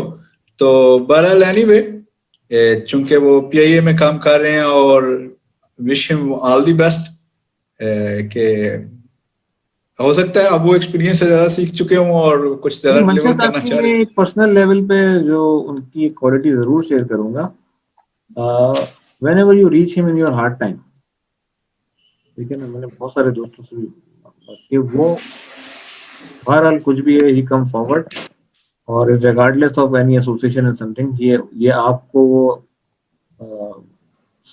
सपोर्ट करने के लिए वो आगे जरूर बढ़ता है। वो कुछ ना कुछ वॉट एवर जो उनके हाथ में होता है, अब चाहे उसको हम पोलिटिसाइज समझ के करें या कुछ भी करें, वोट बैंक बढ़ाने के लिए समझ के करें, लेकिन वो अपने तौर पे बनने के लिए एफर्ट जरूर करते हैं। अब आते सही है सर। हैं जी। नहीं, डेयरिंग तो बहुत है, ये बात तो, इसमें तो कोई शक नहीं। जो आप कह रहे हैं कि वो डेयरिंग बहुत है, जी जी, इसमें कोई शक नहीं है। जी जी बिल्कुल। अच्छा जी, अब आते हैं हमारे पास कराची के एक बड़े ही आई बिलीव ये अक्रॉस पाकिस्तान बड़े हॉट फेवरेट खालिद महमूद साहब, और ये एनसी के लिए दूसरी मर्तबा कंटेस्ट कर रहे हैं। पिछली दफा भी इन्होंने कंटेस्ट किया था, फॉर्चुनेटली बहुत छोटे मार्जिन से, आई गेस 5 वोटों से हारे थे, और 2015 में कराची ब्रॉन्ज काउंसिल के चेयरमैन रहे हैं, और बड़ा इनका कंट्रीब्यूशन है। नाफा फंड मैनेजमेंट के भी ये सीएफओ हैं, और आपकी यंग लॉबी में भी ये बड़े मकबूल हैं, बड़ी एनर्जेटिक और बड़ी डायनामिक पर्सनैलिटीज के हैं। और इस दफा देखा जाए तो शायद ये इस वक्त जो कैंडिडेट्स हैं उनमें चंद हॉट फेवरेट कैंडिडेट्स में से हैं, जिनका नजर आ रहा है कि वो वाज़ेह तौर पे शायद एनसी में आ जाए। जरा भाई। जी सर, खालिद महमूद साहब को सर पहले 2015 में देखा है, बिल्कुल सही कह रहे हैं आप, और बहुत अच्छे मतलब चेयरमैनशिप इन्होंने ब्रांच काउंसिल की, और अभी भी मैं समझता हूँ कि एक सीएफओ लेवल पे जहाँ ये जॉब कर रहे हैं, तो सीएफओ आज के दौर के अंदर सीएफओ जो है वो एक ट्रेडिशनल अकाउंटेंट से बियॉन्ड होता है, तो उसकी रिक्वायरमेंट भी कुछ और ही होती हैं, और वो आप समझ लें कि नेक्स्ट टू द जो है वो बैकअप होता है सीईओ का इन एनी ऑर्गेनाइजेशन नाउअडेज। तो अगर मैं ये समझूं तो एक अच्छे विजनरी आदमी है, और मैं समझता हूँ कि he should be given the chance now, इंशाल्लाह he will prove himself. Qamar. जी sir, thank you very much Shariq sahab. और जिस तरह आपने एक्सप्लेन किया, तो मैं खुद भी जो है वो इस पे सोच रहा हूँ कि अच्छे आदमी होंगे क्योंकि मेरा कोई इंटरेक्शन नहीं है, और ये कभी रहे नहीं नेशनल काउंसिल लेवल पे, क्योंकि सिर्फ कराची ब्रांच काउंसिल में रहे हैं, और प्रोफाइल तो अच्छी है, तो विश हिम गुड लक। और ये आजकल मेंबर्स के साथ बड़ा अच्छा स्टफ शेयर कर रहे हैं। मैंने इनको कहा था कि ये कंटिन्यू रखिएगा। उसमें ये है कि हमारे कुछ नेशनल काउंसिल के मेंबर पहले आते रहे, मैं अभी नाम नहीं लेता, तो वो कुछ दिनों के लिए बड़ा जबरदस्त मटेरियल शेयर करते थे मेंबर्स के साथ जब उन्हें इलेक्शन कंटेस्ट करना होता था। जब वो इलेक्शन खत्म हो जाते हैं तो उसके बाद वो कभी नजर नहीं आए, ना ही वो कभी मटेरियल बाद में नजर आया। अच्छा। तो इनका एक मेरा और इनका एक कॉमन चीज है कि ये ब्लू ओशन स्ट्रेटजी के बहुत फैन है, और मैं खुद भी ब्लू ओशन स्ट्रेटजी का बड़ा फैन हूँ। तो आपके पीछे भी कुछ ब्लू ओशन टाइप की वगैरह लगे, स्काई नजर आ रही है, तो स्काई भी जो है वो अनलिमिटेड है, ओशन भी अनलिमिटेड है। चलते हैं जी अगले कैंडिडेट की तरफ, Khwaja Ehrarul Hasan. Khwaja Ehrarul Hasan last time election लड़े थे, फॉर्चुनेटली हार गए थे, उसके अलावा एनसी में रह चुके हैं, और ऑनरी सेक्रेटरी रह चुके हैं, और बैंक इस्लामी में साथ वाबस्ता रहे हैं। हसन जहरामी साहब के साथ काम करने का शर्फ हासिल है इनको। रिस्क एंड कंप्लायंस डिपार्टमेंट के हेड थे, और इस वक्त एग्जीक्यूटिव वाइस प्रेसिडेंट के ओहदे पर फाइज हैं house building finance corporation of Pakistan के। बड़ी डायनेमिक और बड़ी एनर्जेटिक पर्सनालिटी हैं, कराची ब्रांच काउंसिल में भी रह चुके हैं, और लाइकवाइज खालिद महमूद साहब one of the hot favourite for NC 21-23 election. Sir Khwaja Ahrar साहब को इसके अलावा भी बहुत पहले से जानते हैं, है तो जूनियर हमसे प्रोफेशनल उसमें, लेकिन ये कि एनर्जेटिक आदमी है। लास्ट टाइम जो आपने हमारी इनसे मीटिंग भी करवाई थी, उसमें आपको पता है कितने जो है वो हार्ड क्वेश्चंस इनसे किए गए, और उन्होंने जवाब दिए, और पहले भी परफॉर्म कर चुके हैं। इंस्टीट्यूट के अंदर बहुत से सॉफ्टवेयर डिजाइनिंग के अंदर भी ये डायरेक्टली इन्वॉल्व रहे, और उन्होंने बड़ा जो है ना अपलिफ्ट करवाया इंस्टीट्यूट के इसमें। यानी इवन इलेक्शन का जो अभी इस वक्त ऑनलाइन इलेक्टोरल प्रोसेस चलेगा, उसके अंदर भी जो सिस्टम डिजाइन हुआ है वो इन्हीं के तरफ से डिजाइन किया गया सिस्टम है। कुछ चीजों के ऊपर इनका विजन अभी डेफिनेटली ऐसे लोग जो एनर्जेटिक होते हैं वो काम भी करके देते हैं, और उनके डिलीवरेबल्स भी हमारे सामने होते हैं, तो उनको चांस देने के साथ साथ उनको भी अगर उनमें कोई वीकनेस है, तो वैसे तो इंसान तो हर एक के अंदर वीकनेसेस होती हैं, हमारे अंदर आपके अंदर भी 10,000 वीकनेसेस होंगी, तो हमें उनको ग्रूम करना चाहिए। और जहां पर हाँ अगर कोई तनकीदी पहलू मिलेगा तो डेफिनेटली ऐसे लोगों को उनको बताया जाए कि भाई यहाँ पे आप अपनी करेक्शन करें और फिर आगे चलें। तो मेरे मुताबिक तो आई support. Khwaja sahab have a dare to face criticism को yes, face. Challenges also. Qamar साहब।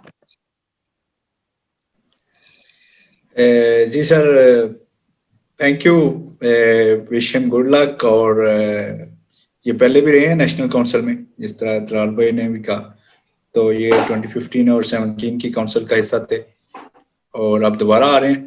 तो जो भी लोग खैर कंटेस्ट कर रहे हैं, मेरे ख्याल में ये एक कोई आसान काम नहीं है नेशनल काउंसिल का इलेक्शन कंटेस्ट करना, उसके लिए टाइम निकालना और फिर इतनी एफर्ट करना, एनर्जीज पुट करना, this is not an easy job. तो सबको ही हमें इनकरेज करना चाहिए, जो भी लोग आ रहे हैं वो सारे रिस्पेक्टेबल हैं, और जो भी आए, हमारा ये है कि हम एटलीस्ट हमारी साइड से हम ये एक्सपेक्ट करते हैं कि जो भी आएगा वो अच्छा डिलीवर करेगा। Exactly, I believe Khwaja Sahab में ये सलाहियत मौजूद है। अब आते हैं जी अगले कंटेस्टेंट की तरफ।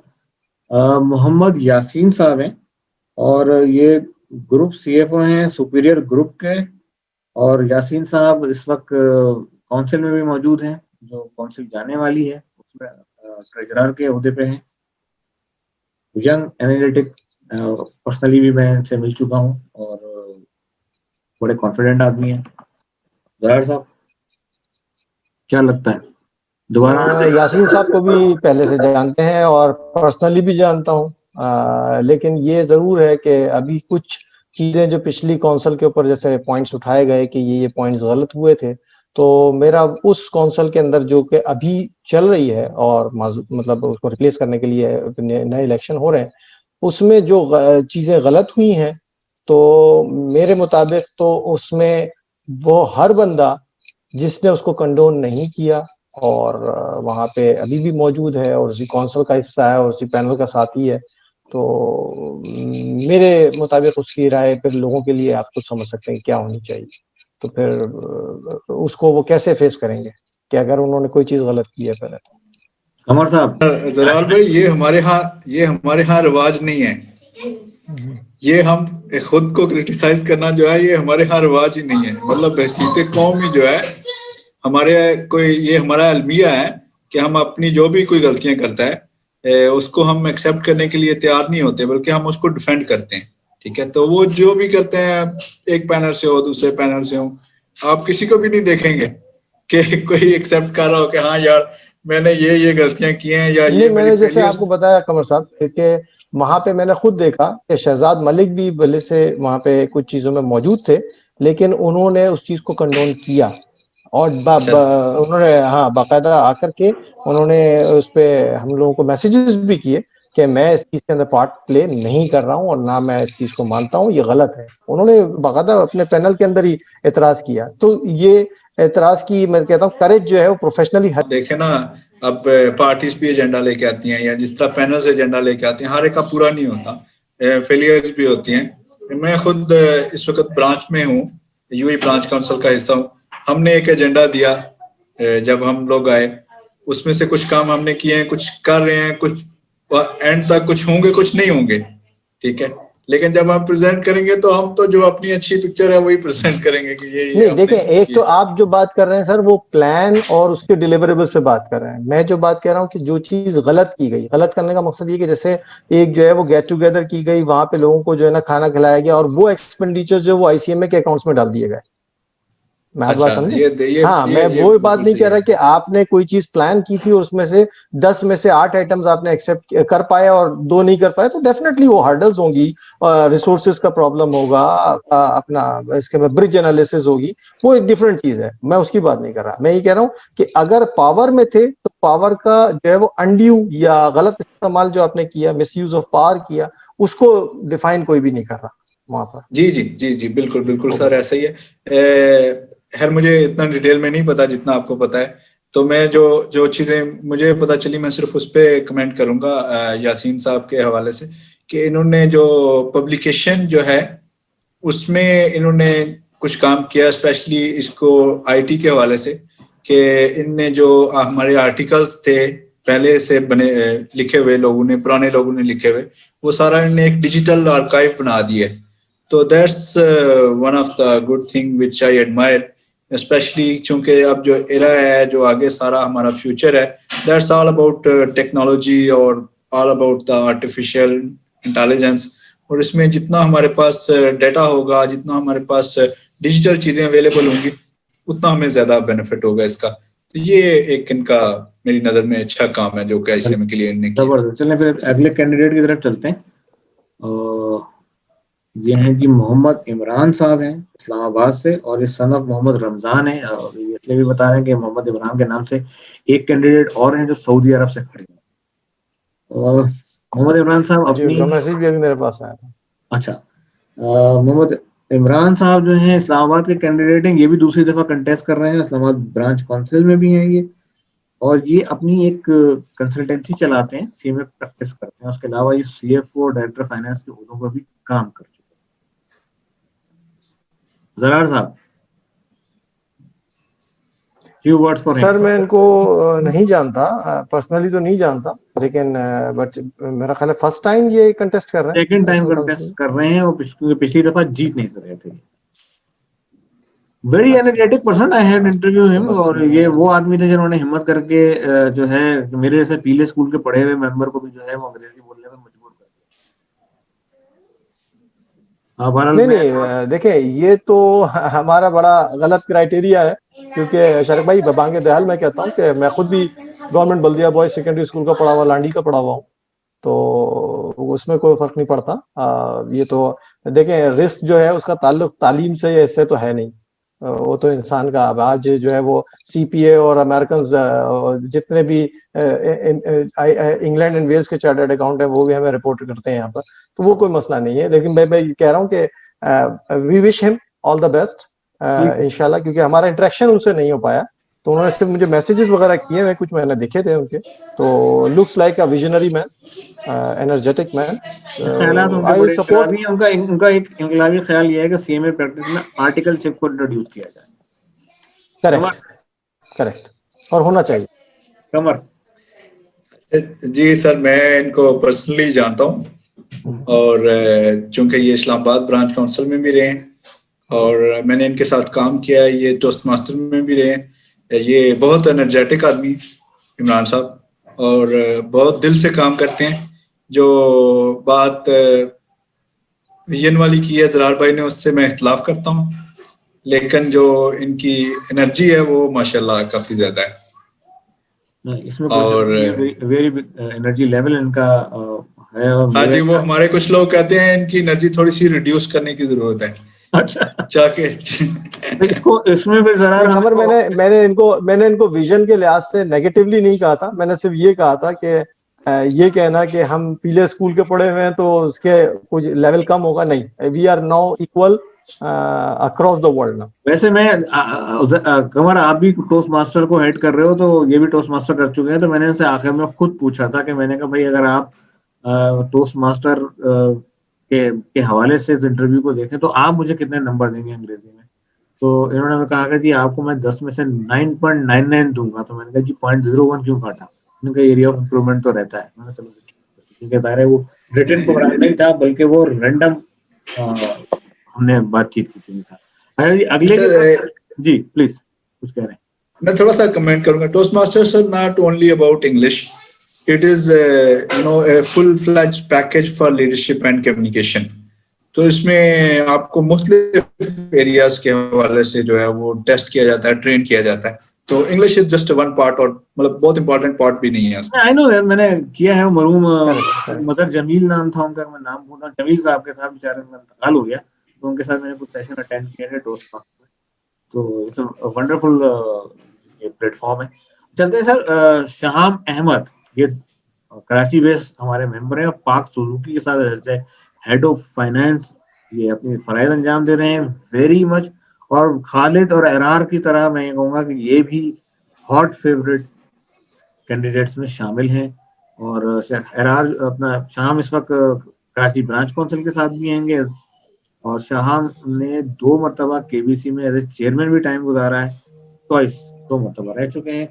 Very energetic young dynamic personality, और मैं ज़ाती तौर पे इनके बहुत बड़े मद्दाहों में शामिल हूँ, खालिद, एरार और सो मेनी अदर्स। तो पहले शुरू करूंगा मैं कमर से। अच्छा, इसमें शाहाम भाई का ये है जी कि ये कराची ब्रांच काउंसिल में है, तो हम इनको सोशल मीडिया के जरिए जानते हैं, मैं इनको पर्सनली नहीं जानता। तो सोशल मीडिया पे जो हमारी ऑब्जर्वेशन है उसके मुताबिक ये बड़े एक्टिव रहे हैं, ये तकरीबन काफी अरसे से हैं केबीसी के साथ और उन्होंने काफी सारे प्रोग्राम्स किए हैं, बड़े मतलब एक्टिविटीज तो काफी सारी इनकी चलती रहती हैं सोशल मीडिया के हवाले से अगर आप देखें या आईसीएमए के हवाले से, केबीसी के हवाले से। तो इट लुक्स के he has contributed something good for institute during his tenure. जबरदस्त। अब आते हैं जी, I'm not conclusive. Ji I'm not conclusive. I'm just giving analytic. अब आते हैं जी मोहम्मद शफी जकरिया साहब की तरफ आते हैं। इस वक्त ये अफराज के साथ जो है वो एक कंसल्टेंसी है, अफराज कंसल्टेंसी, उसके साथ ये वाबस्ता है और एज ए पार्टनर, और ये स्टॉक मार्केट के अंदर कंसल्टेंसी प्रोवाइड कर रहे हैं और इनका बहुत वसी तजुर्बा है। ये चीफ ऑपरेटिंग ऑफिसर रहे हैं एमएनसी ग्लोबल के अंदर जो स्टॉक एक्सचेंज में डील करती थी। उसके अलावा यूनाइटेड किंग के साथ भी वाबस्ता रहे हैं, वहां पे भी इन्होंने as a head of finance service अंजाम दिया। वेरी मैं इनकी एक जाती तौर पर बता दूं कि I know him very well, is very good friend of mine. Administratively बहुत स्ट्रॉन्ग पर्सनैलिटी है और इस दफा कंटेस्ट कर रहे हैं, पहले भी कंटेस्ट कर चुके हैं लेकिन हार चुके हैं। आई गेस 2 मरतबा इन्होंने कंटेस्ट किया, लास्ट टाइम ये सिर्फ 3 वोटों से हारे थे। ये फिर आ रहे हैं, ब्रांच काउंसिल के चेयरमैन भी रह चुके हैं और बहुत फ्रेंडली और लोगों में बहुत जल्दी मिक्स होने में तो महारत हासिल है। और ये यंग लॉबी के अंदर भी कराची बेस्ड मेंबर हैं, सीनियर लॉबी के अंदर भी और मिडिल रेंज की लॉबी के अंदर भी, सब में ये यकसा मकबूल हैं। भाई over to you. Sir Shafi भाई जो है वो हमारे स्टूडेंट टाइम के साथी हैं और बहुत अच्छे मतलब इंसान भी हैं और बहुत ईमानदार, बहुत अच्छे और डेडिकेटेड पर्सनालिटी है, बहुत फ्रेंडली हैं जैसा आपने बताया, एनर्जेटिक भी बहुत हैं, काम भी करना चाहते हैं और करते भी हैं। भले से वो अगर नहीं भी आए थे पिछली दफा नेशनल काउंसिल में तो बिहाइंड द स्क्रीन इंस्टीट्यूट के लिए वो काम करते रहते हैं, अपनी डेडिकेशन वो शो करते रहते हैं। तो I wish him all the best और I fully support to him. We should go with him and inshallah he has a very good vision also which he disclosed during our interaction one-to-one meeting also, so I fully support him. कमर भाई। Sir मेरी तरफ से वही comment है, I wish him good luck. wish him good luck. ज्यादा जानता नहीं हूँ वो एक तो ठीक है जी चलें। सरदार ने बड़ी अच्छी इसके बारे में डिटेलिंग दे दी और आपने क्लियर भी कर दिया है कि आप इस्लामाबाद वालों को ज्यादा जानते हैं। आइए जी इस्लामाबाद की तरफ चलते हैं। शहजाद अहमद मलिक साहब, और अगर मैं गलती में भी नहीं हूँ तो इस दफा शायद शहजाद मलिक साहब अलॉन्ग विद मंशा साहब और ख्वाजा अरार साहब, सगीर साहब और शायद जिया साहब अगर दोबारा होते हैं तो इन लोगों के in the line of president line अगर मैं देखूँ, इनका तजुर्बा बहुत है, अपनी कंसल्टेंसी चलाते हैं। इसके अलावा जो है वो उनका CFO लेवल पे काम करते रहे हैं, पास में भी इनका बड़ा जबरदस्त तजुर्बा रहा है। इस वक्त जो है वो ऑनरी सेक्रेटरी के तौर पे काम कर रहे हैं। वो बड़ी डायनामिक पर्सनैलिटी है। Personally I know him, is a very good friend of mine, मैंने इनके साथ शो भी किया। और ये एक सरकारी नौकरी छोड़ के पर्सनल प्रैक्टिस में आई तो मैंने इनसे पूछा था कि भाई आप तो लोग जाते हैं और उसमें सुई गैस जैसी जगह को आपने छोड़ दिया और इस्लामाबाद इलेक्ट्रिक सप्लाई कॉर्पोरेशन के साथ भी ये रहे, तो इतनी आपने इम्पोर्टेंट प्लेसेस छोड़ी जहाँ पे काम करना लोगों का ड्रीम होता है। तो इन्होंने अपनी पर्सनल प्रैक्टिस को रेफर किया। कमर इस्लामाबाद बेस्ड हो गया तो पहली प्रायोरिटी आपको देते हैं। चले sir, thank you very much. Shahzad Malik साहब का जिस तरह आप शारिक भाई पहले कह रहे थे ना मंशा साहब के बारे में कि जब आपके पास मुश्किल टाइम हो तो आप उनके पास जाएं तो वो आपको सपोर्ट करते हैं। तो शहजाद मलिक साहब का ये है कि जो भी बंदा उनके पास गया है ना वो कभी डिसअपॉइंट नहीं हो गया। शहजाद मलिक साहब जब आईसीएमए का स्पेशली कोई मेंबर है तो आईसीएमए के मेंबर्स के साथ ऐसे ही खड़े हो जाते हैं साथ, जब भी किसी के साथ कोई चैलेंज है कि जिस तरह उनका अपना काम होता है तो मेंबर्स के लिए उनकी सपोर्ट इस तरह है। और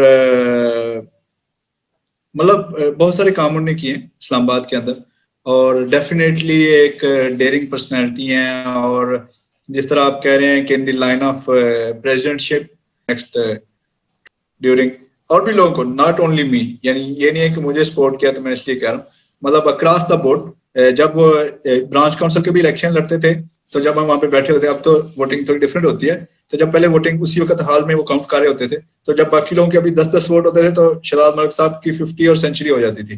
मतलब इतना लोग उनको एडमायर करते हैं और पसंद करते हैं, तो दैट्स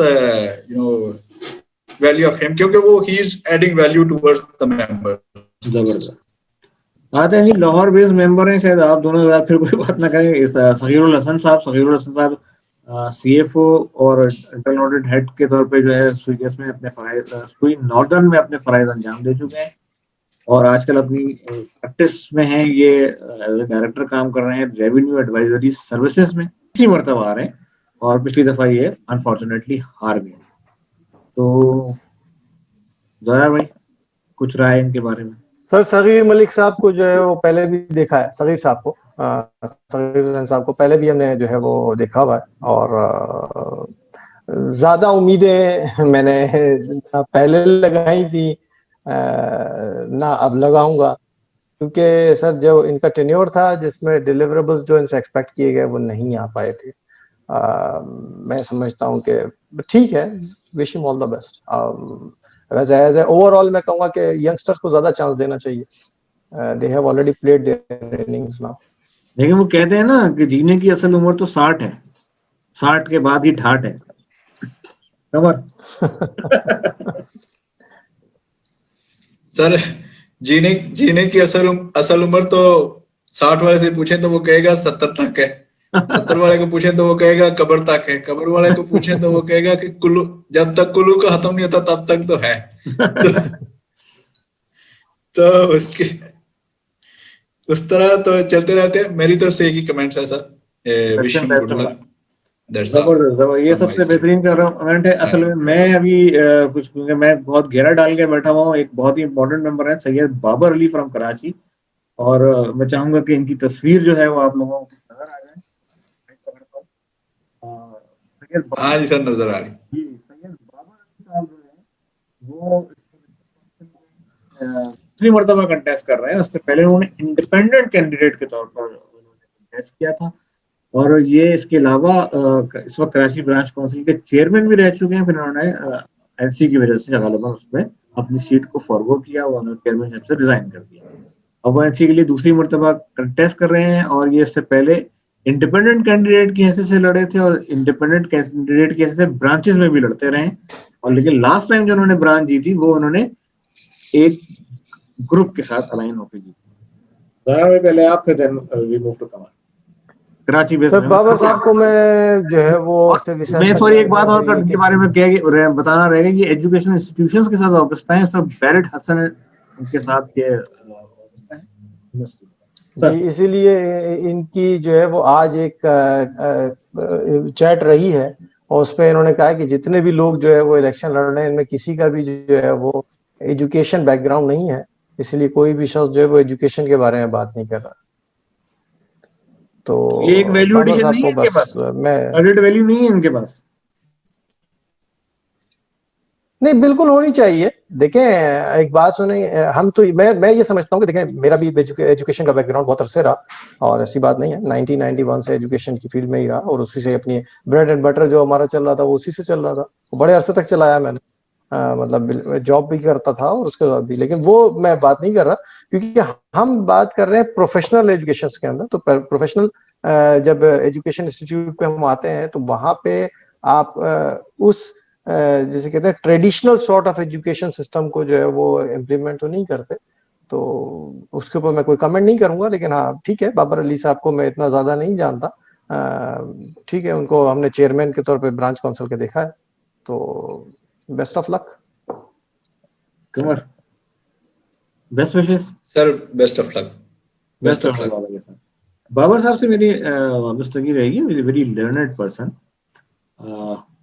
और इन्होंने अभी मेरे ख्याल है कोविड के अंदर भी इन्होंने काफी जो है वो वेबिनार वगैरह जो है वो अटेंड किए, और स्ट्रॉन्ग पर्सनैलिटी के हामिल हैं। बड़ी अपोजिशन भी इन्होंने फेस की और लेकिन अपने इन्होंने कहा कि जी मैंने एनसी लड़ना है तो फिर लड़ना है, तो उसमें भी इन्होंने कंटेस्ट किया और पहली दफा ये इंडिपेंडेंट भी खड़े हुए। आखिर में आते हैं जी one and only Zia Mustafa Aiwan sahab, आपके मौजूदा काउंसिल के प्रेसिडेंट हैं और अगर मैं गलती पे नहीं हूँ तो ये इस वक्त 6 साल प्रेसिडेंटशिप में रह चुके हैं और ये अगर कमर वोट करें तो मेरे ख्याल 6ठी दफा इलेक्शन लड़ रहे हैं और 2 मरतबा ने प्रेसिडेंट टेन्योर भी लिया है। फिर उसके अलावा ये सेक्रेटरी भी रह चुके हैं, ऑनरी सेक्रेटरी भी रह चुके हैं गालिबन और ब्रांचेस में भी रहे हैं, तो 12 साल का अरसा करीबन उन्होंने ये गुजार चुके हैं।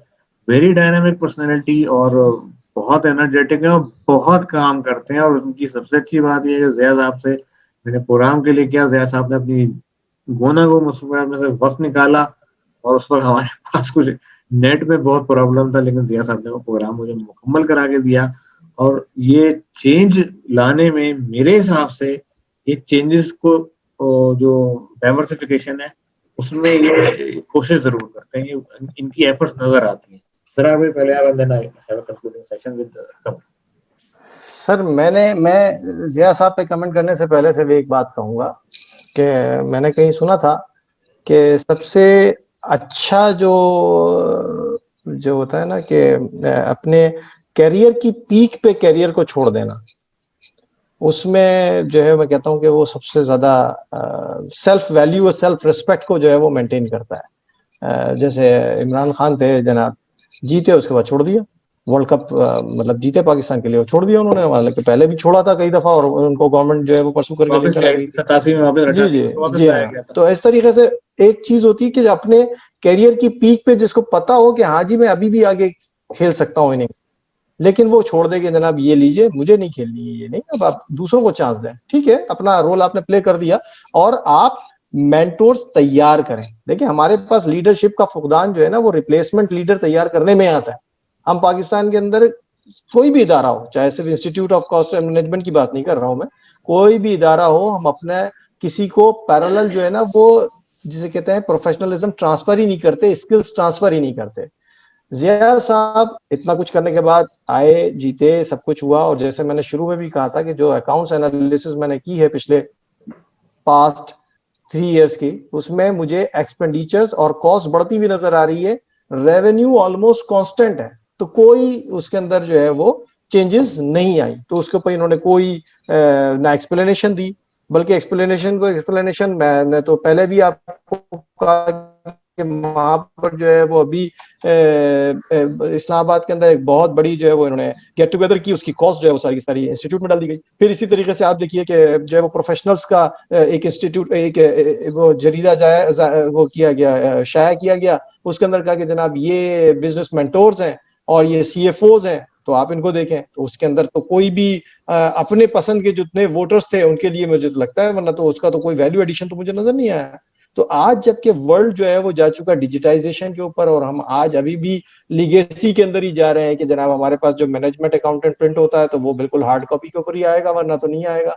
तो ये चीज मुझे समझ में नहीं आई। तो ज़िया साहब ने इतने अपने टेन्योर के अंदर जो बहुत कुछ वो डिलीवर कर सकते थे, ये मैं कहूंगा कि ज़िया साहब, ये वाले ज़िया साहब और ज़ियाउल हक साहब, दोनों से मुझे ये वो है कि जो कुछ वो कर सकते थे वो उन्होंने नहीं किया। मतलब इतने लंबे टेन्योर के ऊपर आपने काम किए जो कि आपको डिलीवर करना चाहिए था और प्रोफेशनली बाइंडिंग भी है, उसके बावजूद भी फिर आप दोबारा आ रहे हैं और जस्टिफाई कर रहे हैं कि नहीं जी ये मुझे चाहिए अभी भी इसी के अंदर रहना। तो ये तो एक एडिक्शन ही मैं कह सकता हूँ। कमर भाई क्विक आंसर। जी sir, thank you very much. Zia साहब के साथ मेरा इंटरेक्शन जी जब ये मैं यूएई ब्रांच काउंसिल में आया तो उसके बाद ही हुआ है, उससे पहले कभी सच इंटरेक्शन नहीं हुआ। जानते तो आप डेफिनेटली, वो पहले भी प्रेसिडेंट रहे हैं तो आप जानते तो होते हैं उसमें। लेकिन जो चीज के उनने बहुत सपोर्ट किया है ओवरसीज ब्रांचेस को। पहले ओवरसीज ब्रांचेस जो हैं वो डिसॉल्व हो गई थी और ये ज़िया साहब ने दोबारा से ब्रांचेस बनाई। उसके बाद हमें यहाँ पे रजिस्ट्रेशन के लिए बहुत सपोर्ट किया और बहुत आउट ऑफ द वे जाके भी वो सपोर्ट करते हैं। यानी जब भी आप कॉल करें तो मेरा तो उनके साथ इस तरह का जो इंटरेक्शन रहा है वो बड़ा ज़बरदस्त रहा है कि उन्होंने स्पेशली ओवरसीज मेंबर्स को और ओवरसीज ब्रांचेस को बहुत सपोर्ट किया। तो I wish him good luck. Thank you very much. बाकी जो ज़रार भाई ने बातें की हैं वो एक दूसरा पहलू है। ठीक है, वो भी डेफिनेटली एक पहलू है। तो उसमें माशाल्लाह जी ये जितने 16 कैंडिडेट है सबके लिए विश बेस्ट ऑफ लक और हम लोगों को बहुत वाइजली एक अपने लीडर्स को चुनना है ताकि आइंदा आगे फ्यूचर में प्रोफेशन की बेनिफिट के लिए काम हो। मैं एक हल्का सा थोड़ा सा बस चाहूँगा कि आप लोग 1-1 मिनट का एक मुझे ज़रा क्लोजिंग जो है वो थोड़ी-सी बात कर लें, क्योंकि हमने इसमें 6 और 2 इंडिपेंडेंट कैंडिडेट्स हैं, वो भी हैं, जिसमें से अब्बास सत्तार साहब हैं मुल्तान से। वो पहली मर्तबा इलेक्शन कैंडिडेट कंटेस्ट कर रहे हैं, मुल्तान ब्रांच काउंसिल के चेयरमैन हैं। इमरान साहब हैं, मोहम्मद इमरान साहब फ्रॉम सऊदी अरेबिया। और इसके अलावा आपके अब्बास मंगला साहब हैं, जो ऑस्ट्रेलिया से कंटेस्ट कर रहे हैं। और इसके अलावा गुलाम अब्बास साहब हैं, जो लाहौर से कंटेस्ट कर रहे हैं। और बेटा पांचवा कौन है यार? अख्तर मुनीर साहब कराची से हैं, और एक अदनान अनवर साहब हैं जो गालिबन लाहौर से कंटेस्ट कर रहे हैं। तो क्या कहना चाहेंगे जरा एक मिनट में दोनों अपनी राय का इज़हार कर दो कि ये जो इंडिपेंडेंट आ रहे हैं और ऑस्ट्रेलिया से भी है, मतलब ओवरसीज भी आए हैं, इसमें ओवरसीज भी नजर आ रहे हैं। मंगला साहब हैं अपना ऑस्ट्रेलिया से, और मोहम्मद इमरान साहब सऊदी अरब से कर रहे हैं। मैं सऊदी, जैसे तरह से आपने कहा ना कि आज मैंने इस दफा फर्स्ट टाइम देखा कि जो है वो ओवरसीज भी जो है वो उसमें कैंडिडेट के लिए कंटेस्ट कर रहे हैं। तो मेरे पास 1-2 लोगों के मैसेजेस भी आए थे, उन्होंने जिस नंबर से मैसेज भेजा वो सऊदीया का था और एक ऑस्ट्रेलिया से था। तो मैंने देखा, मैंने कहा ये क्या है, तो मैंने उनको उसी वक्त ही रिप्लाई किया कि आप जो है वो बाहर से बैठ करके कैसे नेशनल काउंसिल के अंदर मेंबरशिप को वो करेंगे। तो अब उसका कोई जवाब नहीं आया मेरे पास।